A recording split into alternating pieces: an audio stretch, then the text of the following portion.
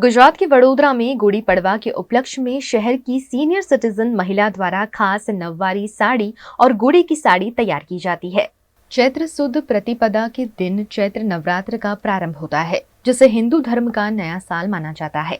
इस मौके पर महाराष्ट्रीयन समाज द्वारा गुड़ी पड़वा का पर्व मनाया जाता है, जिसमें महाराष्ट्रीयन परिवार एक लकड़ी पर कलश लगाकर गुड़ी का पूजन करते हैं। पारंपरिक रूप से मनाए जाते इस त्योहार के उपलक्ष्य में वडोदरा की वैशाली सावंत नामक सीनियर सिटीजन महिला द्वारा खास नववारी साड़ी और गुड़ी के लिए साड़ी तैयार की जाती है। पहले नववारी साड़ी महाराष्ट्र में ही मिलती थी और वहीं से मंगवाई जाती थी, लेकिन अब वडोदरा की वैशाली सावंत खुद नववारी साड़ी तैयार करती हैं, जिससे वडोदरा में बसने वाली महाराष्ट्रीयन महिलाओं को यहीं से नववारी साड़ी मिल जाती है।